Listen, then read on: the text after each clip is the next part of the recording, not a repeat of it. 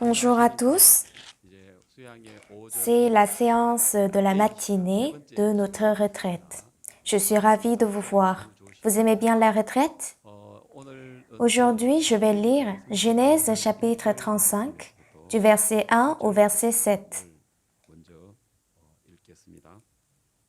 Genèse chapitre 35, verset 1. Dieu dit à Jacob, « Lève-toi, monte à Bethel et demeure-y. Là, tu dresseras un autel au Dieu qui t'apparut lorsque tu fuyais Ésaü ton frère. » Jacob dit à sa maison et à tous ceux qui étaient avec lui, « Ôtez les dieux étrangers qui sont au milieu de vous, purifiez-vous et changez de vêtements. Nous nous lèverons et nous monterons à Bethel. Là, je dresserai un autel au Dieu qui m'a exaucé dans le jour de ma détresse et qui a été avec moi pendant le voyage que j'ai fait. » Ils donnèrent à Jacob tous les dieux étrangers qui étaient entre leurs mains et les anneaux qui étaient à leurs oreilles. Jacob les enfouit sous le térébinthe qui est près de Sichem. Ensuite, ils partirent. La terreur de Dieu se répandit sur les villes qui les entouraient et l'on ne poursuivit point les fils de Jacob. Jacob arriva, lui et tous ceux qui étaient avec lui, à Luz, qui est Bethel, dans le pays de Canaan. Il bâtit là un autel et il appela ce lieu El-Bethel, car c'est là que Dieu s'était révélé à lui lorsqu'il fuyait son frère. Nous avons lu jusqu'au verset 7.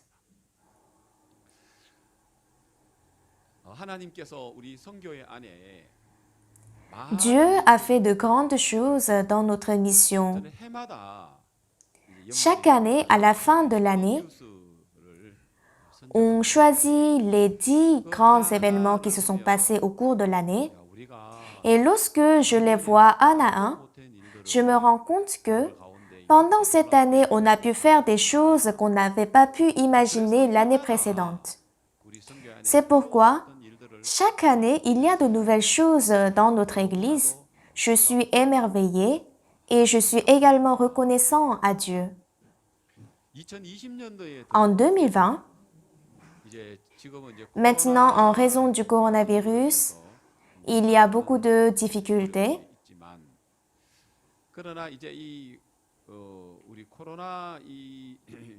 Mais à travers cette situation du coronavirus, Dieu a accompli de choses merveilleuses dans notre Église.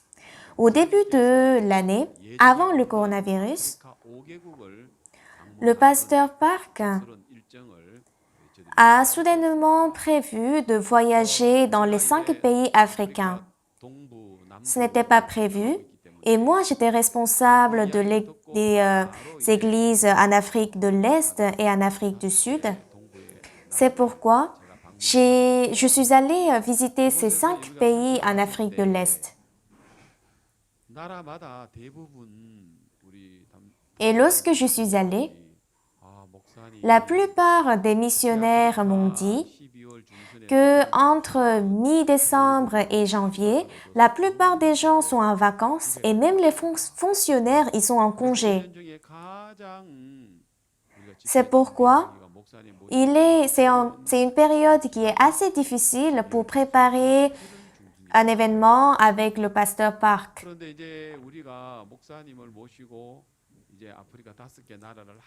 Mais lorsqu'on s'est dit qu'on va faire un séminaire biblique avec le pasteur Park, c'était au mois de décembre. On avait un mois pour préparer et pour les missionnaires en Afrique, c'était un fardeau. Toutefois, à chaque fois, lorsque les choses nous ont semblé difficiles, à la fin de ces événements, on se dit « Mais qu'est-ce qu'on allait faire si on n'avait pas fait ces choses ?»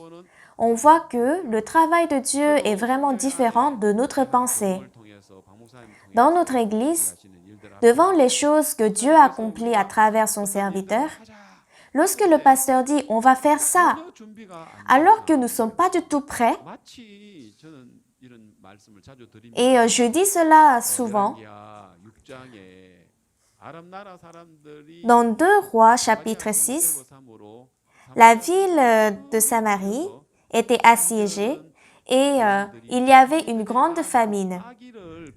Donc, il y avait même des femmes qui mangeaient leurs propres enfants. Il y avait une si grande famine à ce point-là. Mais le prophète de Dieu Élisée dit, dans 2 Rois chapitre 7, « Écoutez la parole de l'Éternel, ainsi parle l'Éternel. Demain à cette heure, on aura une mesure de fleur de farine pour un cycle et 2 mesures d'orge pour un cycle à la porte de Samarie. » À nos yeux, c'est pas possible. Mais pour accomplir la parole prononcée par le prophète Élisée, Dieu a travaillé à travers les 4 lépreux. Dans cette génération,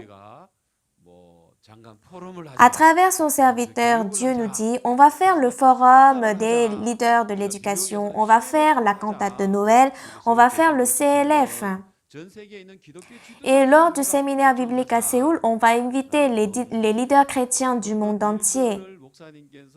À chaque fois que le pasteur dit quelque chose, à nos yeux, on se demande, est-ce que c'est possible? Ça semble être trop difficile. C'est ainsi que nous avons commencé. Mais Dieu a travaillé de manière merveilleuse, que ce soit dans les activités d'IYF, de Good News Corps, la cantate de Noël de la chorale Gracias. Ça fait maintenant près de 10 ans que la chorale Gracias visite les villes américaines pour faire la cantate de Noël et pour prêcher l'Évangile. Lorsque le pasteur avait dit qu'on allait faire le CLF à New York, on hésitait tous et on se disait, est-ce qu'il y aura les pasteurs à New York?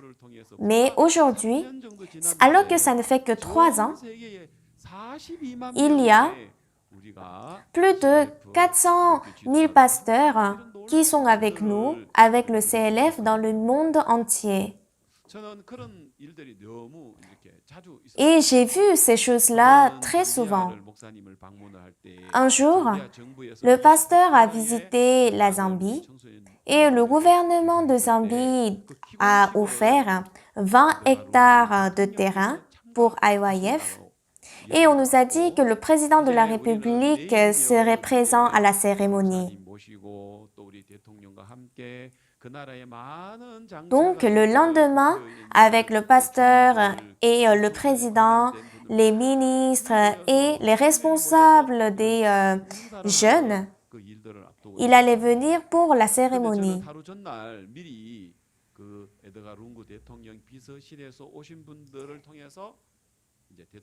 Mais le jour d'avant, avec les gens de cabinet du président Edgar,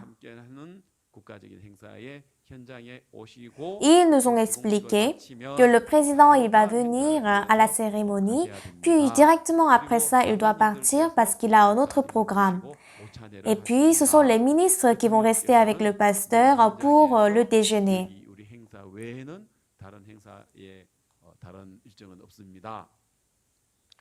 Lorsqu'on m'a dit ceci, le lendemain, c'était le matin. Le matin très tôt, il y avait la dévotion matinale. Et je pense que c'était à peu près 4 heures ou 5 heures. C'était 5 heures moins. Et le pasteur Park, dès qu'il m'a vu, il m'a dit « Pasteur Lee ». « Oui, pasteur. » « Ah, j'ai envie de prêcher l'évangile au président de Zambie. Est-ce que je peux lui prêcher l'évangile? » Et en ce moment-là, je me disais, est-ce qu'on a suffisamment de temps pour prêcher la parole? Parce que le cabinet m'a dit qu'il n'a pas suffisamment de temps. Alors je lui ai répondu, pasteur, on m'a dit que le président n'a pas assez de temps pour avoir une réunion individuelle après la cérémonie. En fait, c'est ce que je devais lui dire, mais je n'avais pas envie de lui dire ceci, parce que j'avais dit ces choses-là très souvent, mais de manière très étonnante, j'ai vu que Dieu travaille en sorte que ce que le pasteur dit soit accompli. Donc, J'ai répondu, oui, pasteur, c'est possible. Et de manière très merveilleuse,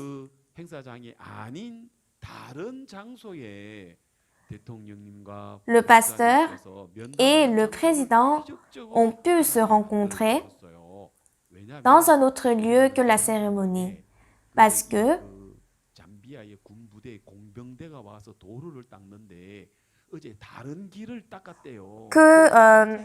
les soldats étaient venus pour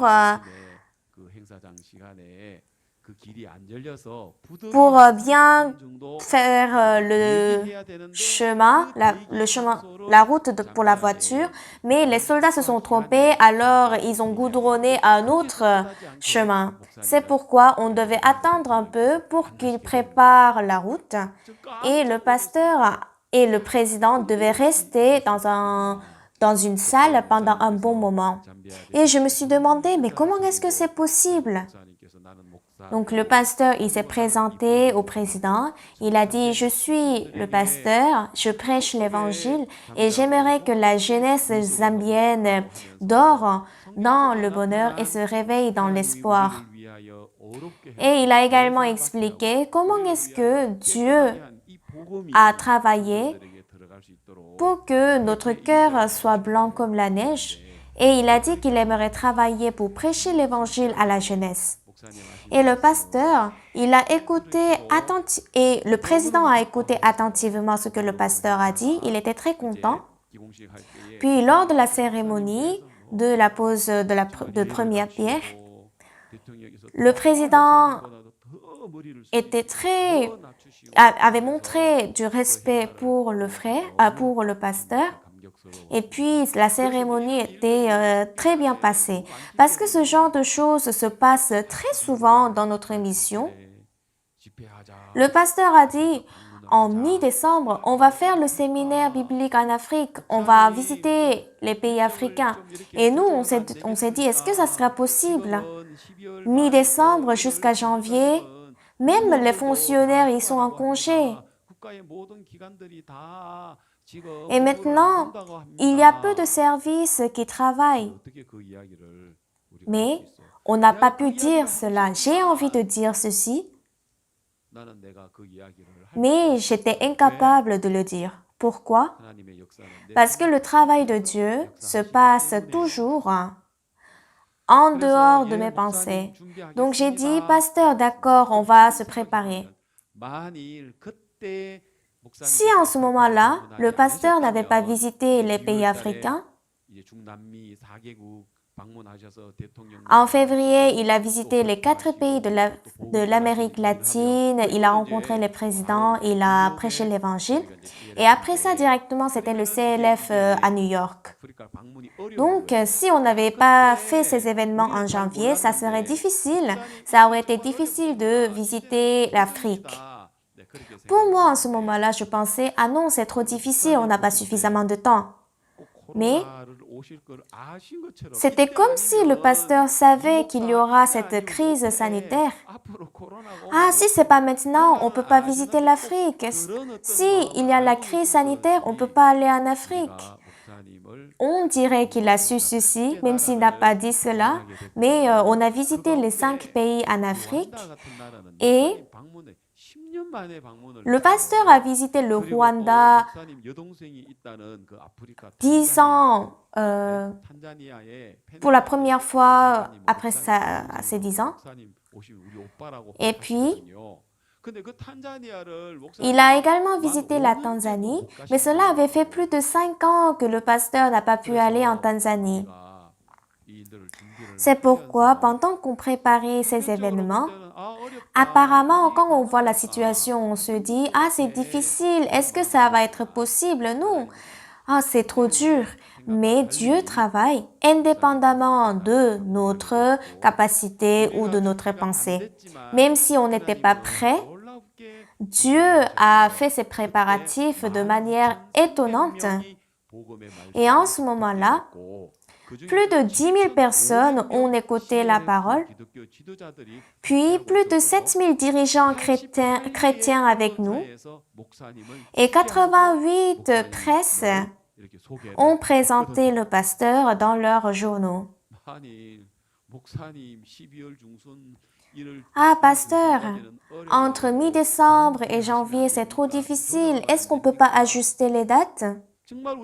On avait vraiment envie de dire ça, mais indépendamment de nous, les choses se sont passées très merveilleusement et à la fin, on s'est dit, qu'est-ce qu'on allait faire si on n'avait pas fait ceci?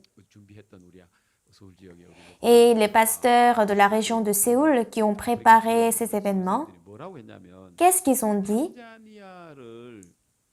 En préparant les événements en Tanzanie, on avait rencontré beaucoup de difficultés parce que il y avait 4 pasteurs tanzaniens qui avaient visité la Corée jusque-là et leur séjour en Corée était très bien.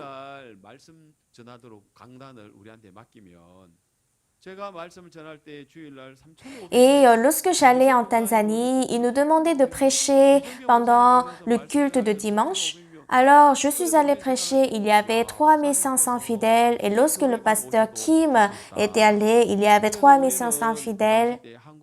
Donc, on s'est dit, ah, si le pasteur Park vient dans cette église, il sera content. Et il y avait aussi un autre pasteur, donc on comptait sur ces pasteurs. Mais ces pasteurs ont dit qu'ils ne peuvent pas accueillir le pasteur Park d'une raison quelconque. Donc on s'inquiétait, qu'est-ce qu'on va faire? Mais Dieu, il avait préparé un pasteur dont on ne pensait pas. Par hasard, ce pasteur a appris que le pasteur Park allait venir. C'est le bishop qui s'appelle Maboya. Et il s'est dit, ah, ce pasteur, il vient dans notre pays, alors moi je dois l'accueillir. C'est pourquoi ce pasteur a dit à son pasteur supérieur que nous devons accueillir le pasteur Park. Et aussi le pasteur Bishop Kitonga de Kenya a également dit, ah non, on ne doit pas faire cela alors que le pasteur Park vient. Alors moi, je vais aller en Tanzanie avant l'arrivée du pasteur Park pour inviter les pasteurs qui sont en Tanzanie. Alors, le pasteur Kitonga de Kenya, il est allé en Tanzanie pour préparer l'événement. C'était incroyable. Le bishop Maboya, il a fait une affiche. Donc, c'est ce que vous voyez sur l'écran. Lorsque nous voyons cette affiche, on voit que le pasteur Park est devant. Ensuite, il y a le bishop Maboya et ensuite le pasteur supérieur et puis le pasteur Kitonga. Ils ont préparé l'affiche, ils ont tout préparé. Puisque nous n'avons pas la foi, on s'est demandé, est-ce qu'il y aura 500 pasteurs lors de CLF en Tanzanie? Lorsqu'on préparait, parce que c'était difficile, donc on pensait, est-ce que 500 pasteurs vont venir? Donc on avait loué une salle de 1000 places. Mais il y a une ministre, elle est venue en disant, c'est mon grand frère qui vient. Et puis elle a dit, non, la salle est trop petite, il faut changer de salle. Donc on a trouvé une salle qui était 2 fois plus grande. Puis elle a négocié aussi le prix de la location. On était très reconnaissants. Dieu avait tout préparé. Même si nous, on ne fait pas, Dieu le fait. Donc, lors du CLF en Tanzanie, il y avait 2500 pasteurs qui étaient venus. Le pasteur prêchait, mais alors que les pasteurs prêchaient et les pasteurs, ils étaient tellement contents qu'ils se sont levés et ils ont dansé. Au début, on se disait, non, qu'est-ce qu'on va faire en Tanzanie? On n'est pas encore prêt, il y avait beaucoup de soucis. On s'est dit, ça ne serait pas possible. Mais on voit que c'est l'événement en Tanzanie qui était le meilleur. En fait, tous les événements étaient meilleurs. En Tanzanie, le chef des fonctionnaires a reçu le salut. Et puis le pasteur Kitonga a invité le pasteur Park dans son église. Et puis le pasteur Park a pu prêcher la parole. Et au Rwanda, parce que le pasteur Park vient pour la première fois dans ces 10 ans, donc ils ont bien accueilli le pasteur. Puis il y a un autre pasteur qui a invité le pasteur Park pour faire le séminaire biblique dans son église. Tout ce qui se sont passés sont inoubliables. Mais pourquoi est-ce que moi, au début, je voulais dire non, pasteur, c'est pas possible. L'année dernière,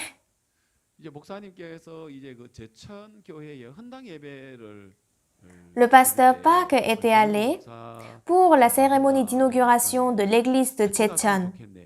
Et il m'a dit, « Ah, pasteur Lee, on va aller ensemble. » Donc, je suis allée avec lui au service d'inauguration de l'église de Jecheon.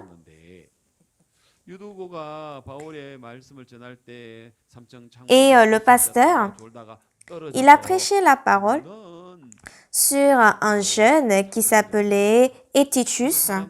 Il était assis sur la fenêtre pendant que l'apôtre Paul prêchait. Il est tombé de la fenêtre et lorsque les gens sont descendus, il était mort. Alors les gens pleuraient, ils disaient « Ah, Eutychus, il est mort. Comment est-ce que c'est possible?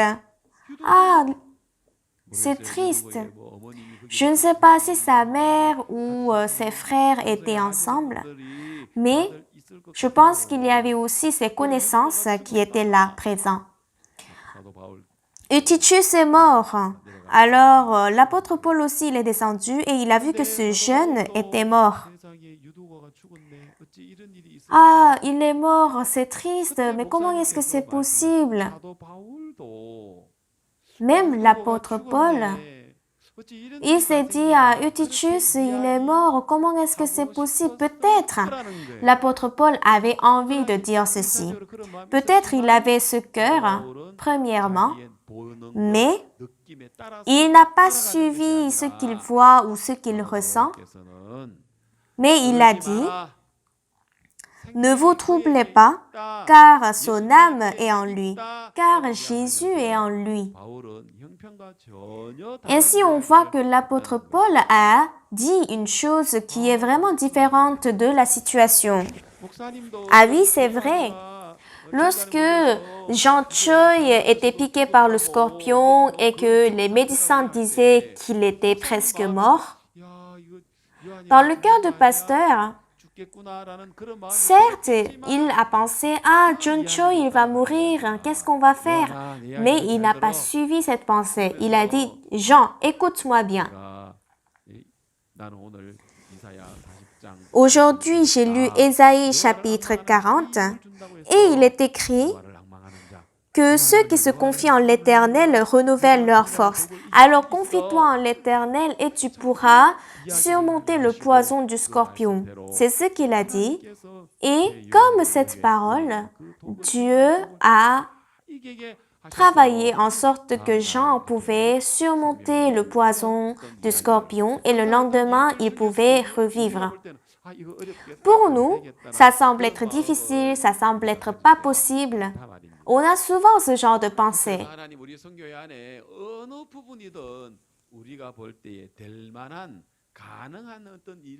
C'est pourquoi Dieu ne nous fait pas faire des choses qui semblent être possibles, mais Dieu nous fait faire des choses qui semblent être impossibles et c'est lui qui travaille. Aujourd'hui, j'aimerais vous parler de la vie de Jacob. Il y a les 5 livres de Moïse, Genèse, Exode, Lévitique, Nombre et Deutéronome. Les Juifs considèrent que ce sont les 5 livres les plus importants de la Bible.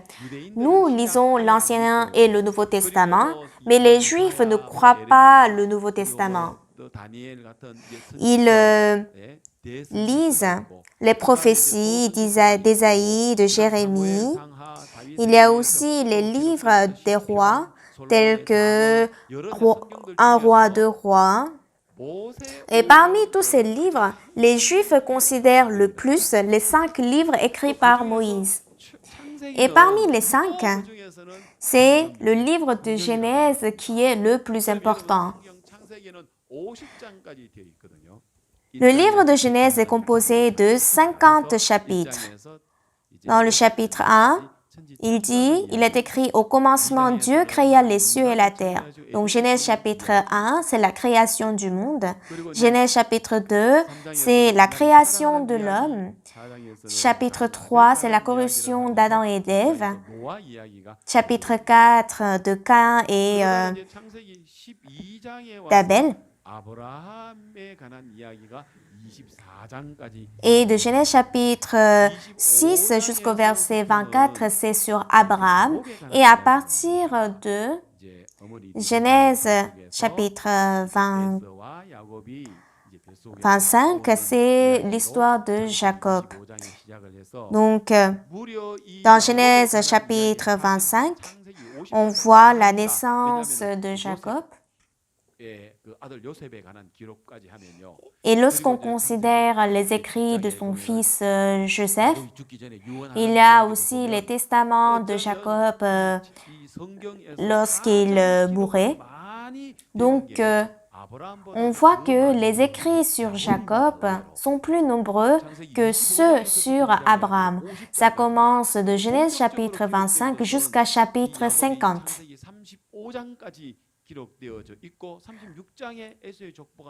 Dans Genèse chapitre 36, il y a la généalogie. Puis, dans Genèse chapitre 37, c'est de Joseph. Chapitre 38 de Tamar. De chapitre 38 jusqu'à 50, c'est de Jacob, de Joseph. Donc, lorsqu'on compte les pages, parmi l'histoire de Joseph, il y a aussi des parties sur Jacob.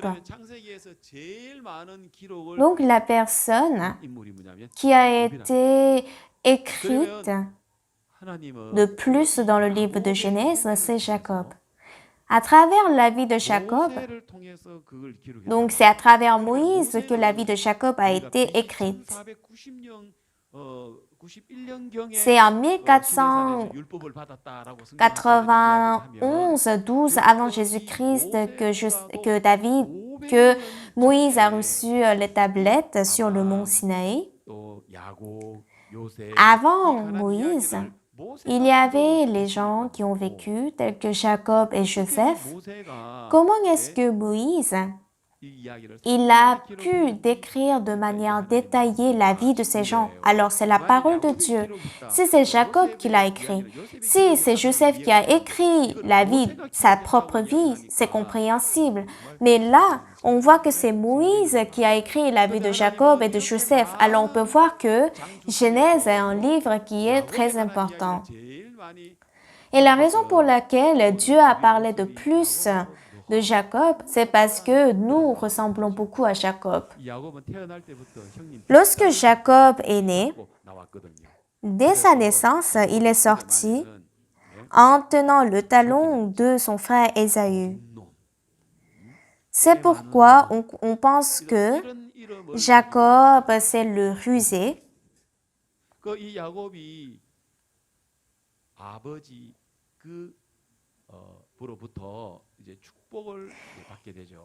Grâce à sa mère Rebecca, Jacob sera béni par son père. Et dans la Bible, on voit que Ésaü, c'est l'image de la personne qui croit en ses propres capacités qu'à Dieu. Donc Ésaü, c'est un faiseur, c'est quelqu'un qui fait les œuvres, mais Jacob, c'est celui qui porte la grâce. C'est celui qui croit en ce que Dieu a fait. C'est l'homme de foi. Et si on peut comparer Jacob et Ésaü, et Genèse chapitre 35 dont nous avons lu ensemble aujourd'hui, verset 1, Dieu dit à Jacob, « Lève-toi, monte à Bethel et demeure-y. Bethel. Donc j'aimerais vous parler brièvement de Bethel. Ésaü, c'est le fils aîné. Et de son père Isaac, il pensait que c'est lui qui allait être béni. Mais Jacob, il a pris sa bénédiction. C'est pourquoi Ésaü voulait tuer Jacob. La mère Rebecca a su cela et elle a dit à son fils Jacob de se sauver parce que Ésaü, il veut te tuer. Alors il faut aller chez ton oncle.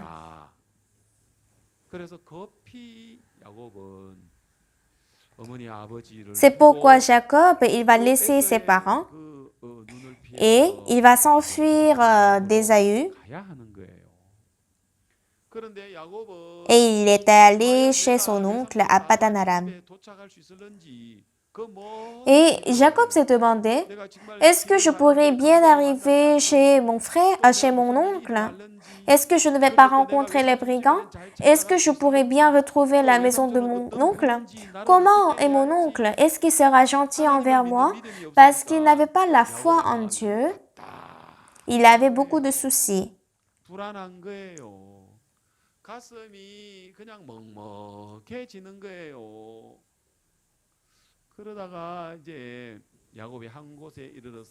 Et Jacob, il est arrivé à un lieu, puis il dormait. Il était anxieux, mais il dormait. Mais dans son rêve, il a vu qu'il y avait une échelle du ciel et il y avait les anges de Dieu qui montaient et qui descendaient. Et soudainement, il y avait la voix du ciel. Je suis le Dieu d'Abraham, je suis le Dieu d'Isaac, ton père. Et dans ce rêve, Dieu a béni Jacob. Et il dit, ta postérité sera bénie à travers toi. Et Dieu a dit qu'il sera avec lui et qu'il va lui protéger et qu'il sera toujours avec Jacob. C'est ainsi que Dieu a apparu dans son rêve. Jacob s'est réveillé le matin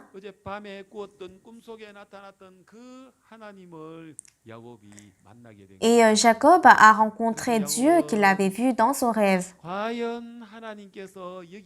Alors Jacob s'est dit, ah, c'est là que Dieu se trouve, mais je ne savais pas. C'est ainsi qu'il a versé de l'huile et il a dit, c'est ici la porte de Dieu. C'est ainsi qu'il a nommé Bethel. Avant de rêver, Jacob était anxieux. Donc c'était la région de Luz. Son cœur était comme un désert et c'était difficile. Mais lorsqu'il a rencontré Dieu, cela a changé à Bethel. C'est là que Dieu demeure. C'est là la maison de Dieu. Jacob fuyait Ésaü. Il était anxieux, il avait peur. Mais en rencontrant Dieu à Bethel, il y avait la paix dans son cœur. Et il a également eu le courage. Ah, Dieu me protège. Donc, où que j'aille, Dieu va me protéger. Il a eu cette foi. Qu'est-ce que c'est? C'est ça, Bethel. Dans le cœur de Jacob, comme à Bethel, et même aujourd'hui, dans le cœur des frères et sœurs, Dieu vous a donné Bethel. Il vous a donné la porte des cieux. À travers Jésus-Christ, nous avons reçu le pardon des péchés et c'est le sang de Jésus qui a lavé nos péchés. Et Dieu nous a donné le Saint-Esprit. Et comme Jacob a commencé à Bethel, nous aussi, dans l'Église, nous allons vivre à Bethel. Donc Jacob, il va aller chez son frère. Et lorsqu'il est allé chez son frère, il a vu Rachel, puis il est tombé amoureux.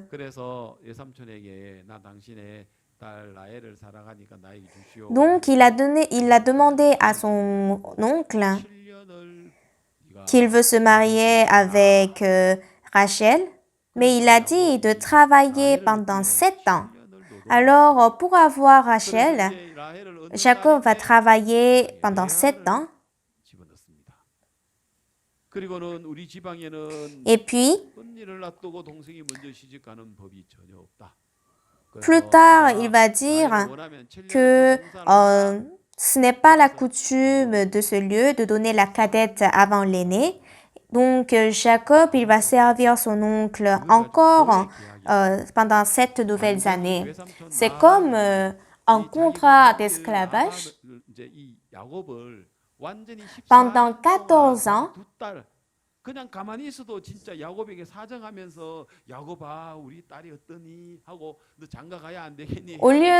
alors que lui il devait dire, ah Jacob, comment tu trouves mes filles? Est-ce que tu ne peux pas te marier avec une de mes filles? Mais Laban l'a fait travailler pendant 14 ans sans rien payer. Ça veut dire, Laban, il était plus rusé que Jacob.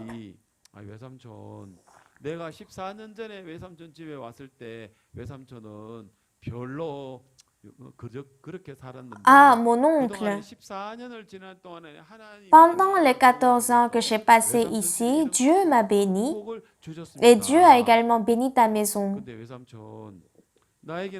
Mais maintenant, moi, je n'ai rien, alors je vais rentrer chez moi. Puis Laban, il a dit, ah non, ne fais pas ça. Maintenant, je vais te payer. Donc, dis-moi ce que tu veux. Donc, il va faire une proposition.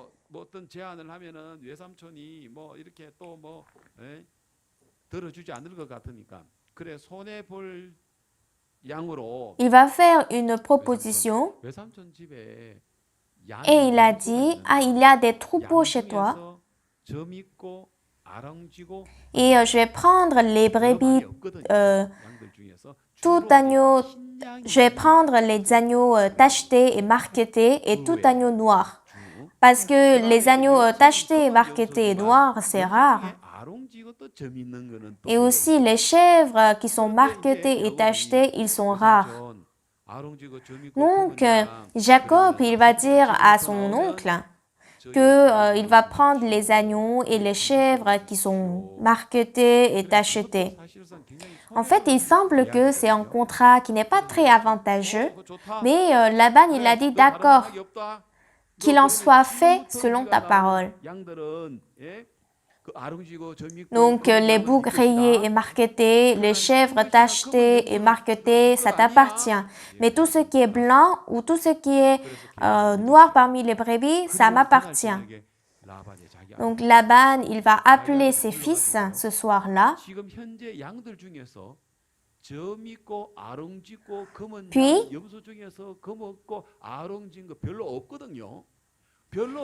alors qu'il n'y a pas beaucoup de boucs rayés et marquetés et tous les chèvres tachetées et marquetées,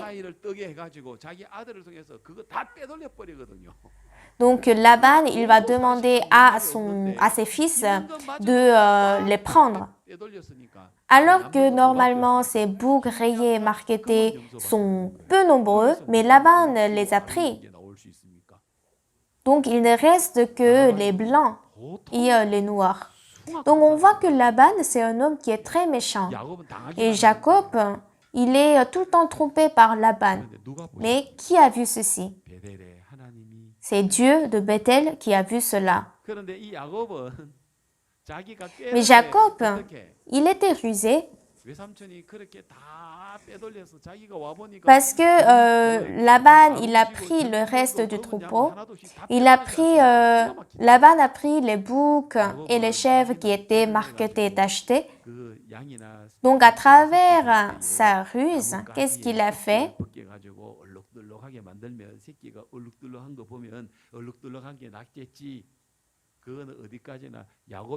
Donc, il s'est dit, lorsque ces animaux vont donner naissance, il voulait placer les branches qu'il avait pelées pour que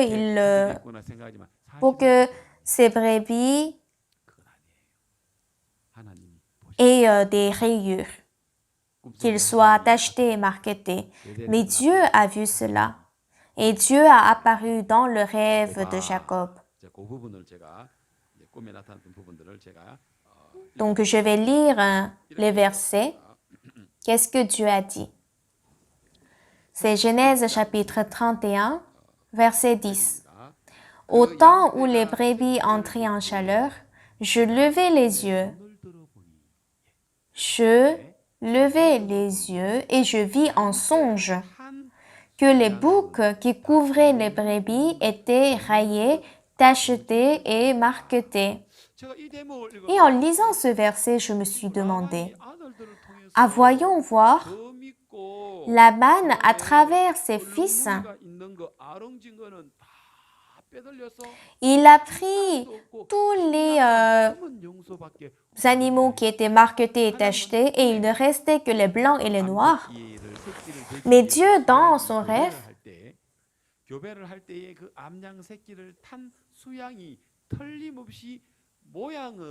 il a montré dans le rêve que les boucs, ils sont blancs, mais ces boucs sont rayés, tachetés et marquetés. N'est-ce pas étonnant? Au verset 11. Et l'ange de Dieu me dit en songe, Jacob. Et je répondis, me voici.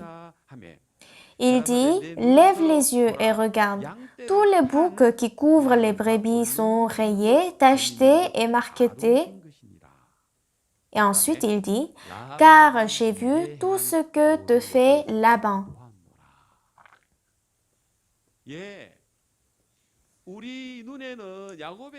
Aux yeux de Jacob, ce sont des boucs et des brebis blancs et noirs.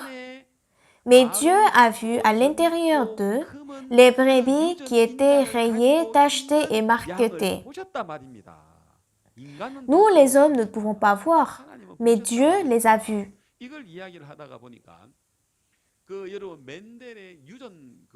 Lorsque nous voyons le principe de l'hérédité de Mendel, les petits pois, parmi les petits pois, il y a la fleur violet.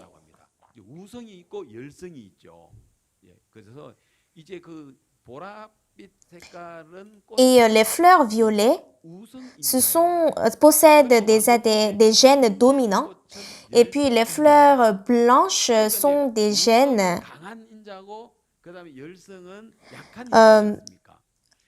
les gènes récessifs.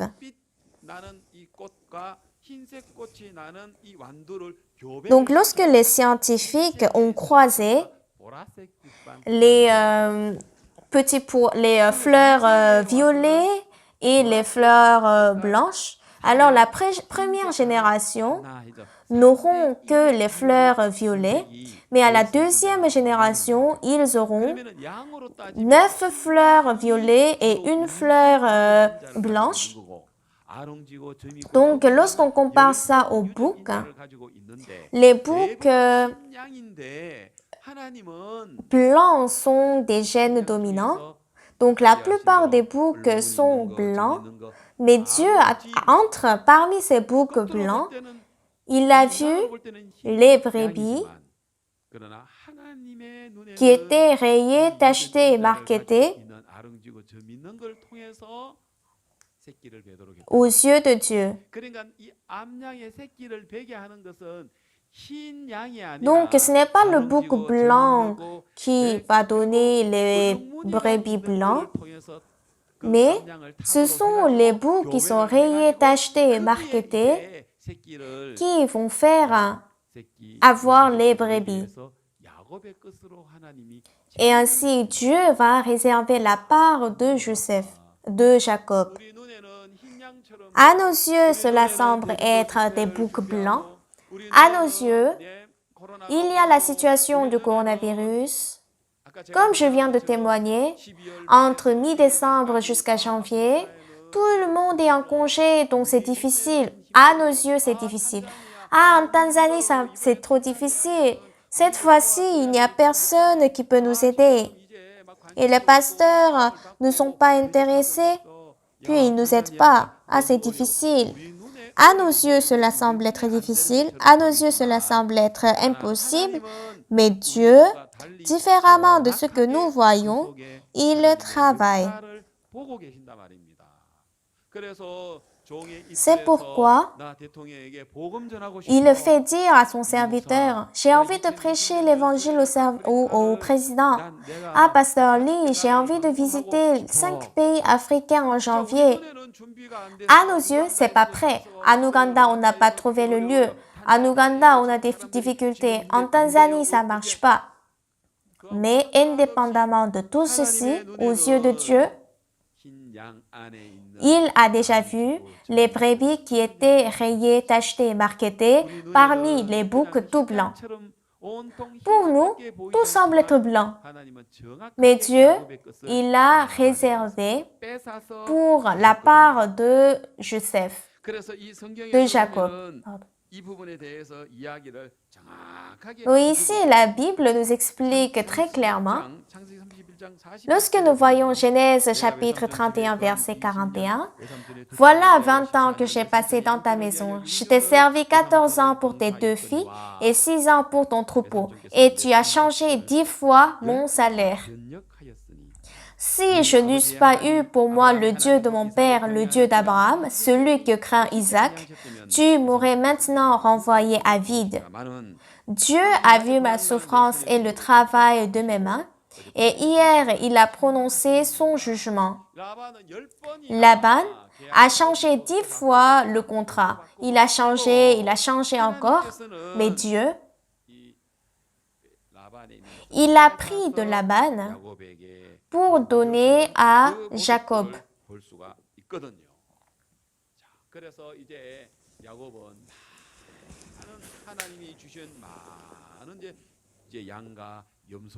C'est pourquoi Jacob pouvait posséder le troupeau que Dieu lui a donné. Et comme il est écrit dans Genèse chapitre 31, verset 13,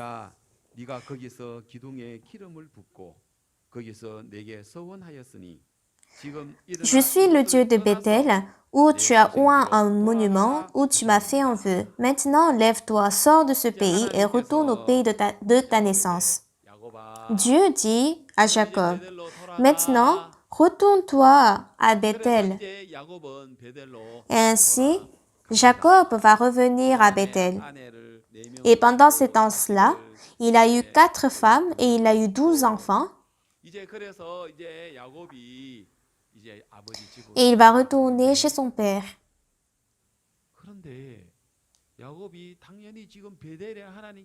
Et c'est normal que Jacob aille à Bethel, mais il a entendu que Ésaü, il vient avec 400 hommes. Donc Jacob était anxieux. Mais pourquoi est-ce que mon frère, il vient avec 400 hommes? C'est pour me tuer. Il est encore fâché. Il était anxieux, mais lorsqu'il a rencontré Ésaü, Ésaü n'est pas venu avec 400 hommes pour le tuer, mais c'était pour protéger Jacob. Alors Jacob a rencontré son frère, il était très content et ils ont pleuré.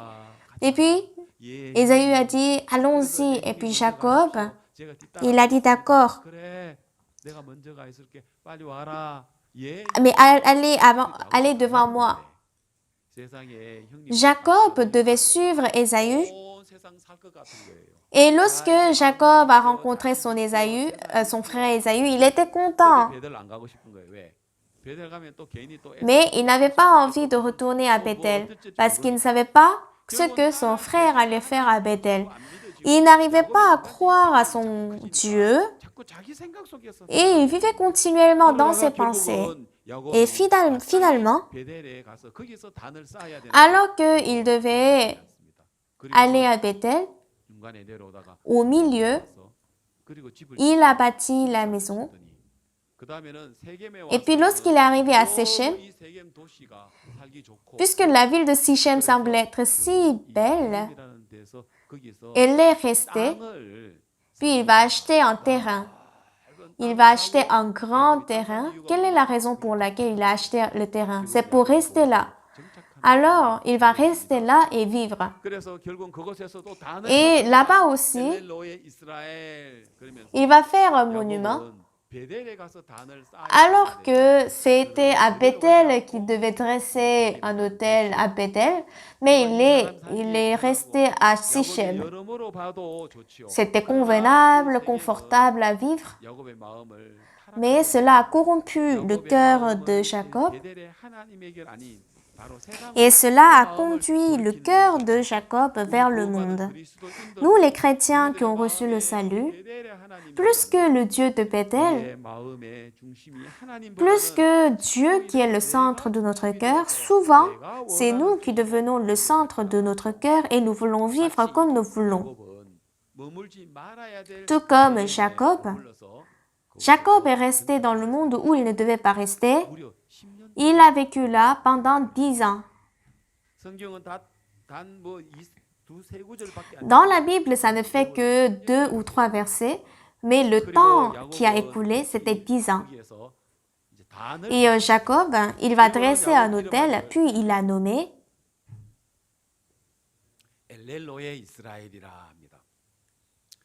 El Bethel. Ça veut dire Dieu, Dieu d'Israël, Dieu de Jacob. Ça veut dire, lorsqu'il a bâti un autel, le centre, c'était pas Dieu, mais c'était Israël, c'était Jacob. Il a appelé El Elohé Israël. Lorsqu'on voyons dans un document, les Cananéens ont souvent utilisé le nom El Elohé Israël. C'est ainsi qu'ils ont nommé leur Dieu, que El Elohé Baal, El Elohé, il ajoute le nom d'un Dieu. El Elohé Baal. Donc devant c'est El Elohé, mais à la fin ils vont mettre le nom de leur Dieu en disant « Ah, mes dieux, donnez-nous abondamment à manger. À nous dieux, il faut bénir nos enfants. À nous dieux, que tu nous protèges de nos ennemis. » C'est ainsi qu'ils appellent leur Dieu. Ici, Jacob a dit El Elohé Israël. Lorsqu'il a élevé un autel, il l'a appelé El Elohé Israël. C'est lui qui est au centre. Dans Genèse chapitre 33, qu'est-ce que Jacob dit? Il dit continuellement « je »,« mon ». Jacob a rencontré Ésaü et puis il discutait, mais j'utilise le pronom personnel de la première personne plus de 16 fois. Je, me, mes. Lorsqu'on voyons dans la Bible, ils utilisent très souvent les pronoms tels que je, me, mes. Le centre, c'était pas Dieu, c'était moi le centre. À la fin, c'était un Dieu pour moi. C'était un Dieu qui était nécessaire pour que je vive bien. Comment sommes-nous aujourd'hui? Nous avons reçu le salut. Et puis, nous venons au culte de dimanche, le culte de mercredi. Nous faisons les événements et nous participons à ces événements-là. Apparemment, nous participons à beaucoup d'événements et à chaque fois qu'il y a des réunions, nous faisons aussi du bénévolat. Nous avons reçu le salut, mais au lieu de servir parfaitement le Seigneur, nous acceptons beaucoup de choses du monde, tout comme ce que Jacob a fait à Sichem. Il a élevé un autel à Sichem et il l'a appelé El Elohé Israël. Nous, aujourd'hui, nous disons El Elohé Hamogli. Vous ajoutez votre nom, El Elohé votre nom. Devant la volonté de Dieu, nous n'abandonnons pas notre pensée. Nous avons reçu le salut et nous disons que nous vivons par la foi, mais nous acceptons les choses du monde et les choses des hommes. Jacob a vécu cette vie à Sichem. Il n'avait pas envie d'aller à Bethel. Donc à Sichem, sa fille Dina sera violée et à travers cet événement, ils vont dire,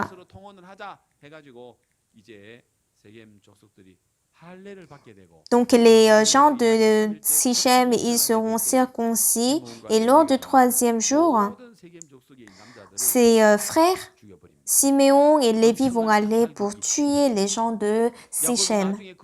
Lorsque Joseph a appris ceci, il était furieux et il a dit, pourquoi est-ce que vous avez fait cela? Ah, si les Cananéens viennent nous attaquer, nous allons tous mourir.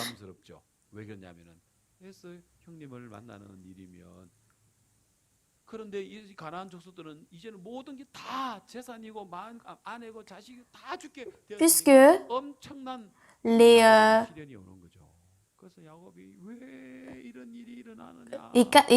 Jacob, il s'est demandé, mais pourquoi est-ce que cela se passe? C'est ce que nous avons lu dans Genèse chapitre 35. Jacob,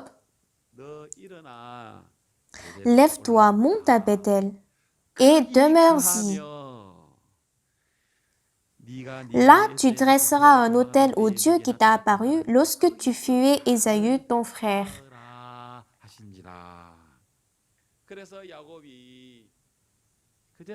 Et c'est en ce moment-là, Jacob, il va dire, d'accord Dieu. Et il va abandonner tous les dieux étrangers qu'ils ont servis jusqu'à maintenant. Et il va aussi enlever les dieux étrangers qui étaient au milieu de son peuple, au milieu de sa famille. Et ils ont également changé des vêtements. Ils ont tous enterré et puis ils vont à Bethel.